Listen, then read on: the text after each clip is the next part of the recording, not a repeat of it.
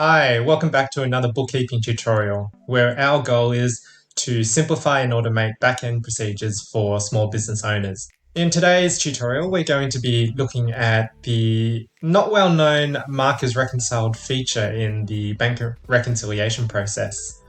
This feature is actually a bit hard to locate, and Xero's made it hard for a reason, I believe, anyway. To be honest, I think Xero are right in encouraging their users to stick to the main reconciliation process.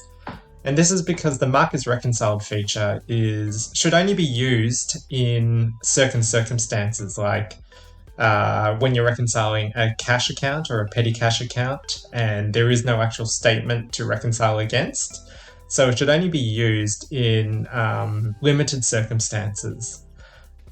So with that in mind, we're going to be stepping through the process of finding this feature and activating it so that you can use it in limited circumstances like the petty cash. Okay, so we're in the demo company for Xero, and what you need to do is navigate to the bank account that you'd like to activate the feature on. So we're going to be activating it on the business bank account. Now this is where you would usually hope to see the Mark as Reconciled feature, but as you can see, it's not activated yet. So what you need to do, you need to go into this help button up the top, right, next to your profile, and scroll down, and what you'll see is here, hidden away in this menu is the enable Mark as Reconciled. What you need to do is hit the toggle, activate it, and now in the bank reconciliation, you'll be able to see you can mark any transaction as reconciled. So for example, let's say we know that this is a transaction that we need to reconcile, but we can't find the matching bank statement line. What you can do is you just check it so that you select it, come up here and simply select Mark as Reconciled.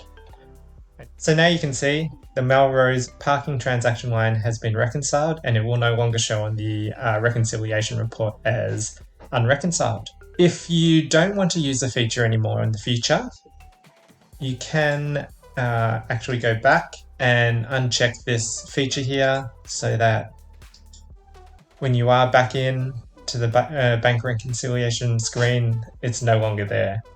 So it's a very handy feature to know about. Should only, like I said earlier, should only be used in limited circumstances. I always encourage my clients to use the main reconciliation screen, which is here, and just going through the process here. Okay, so that's it for this tutorial, guys.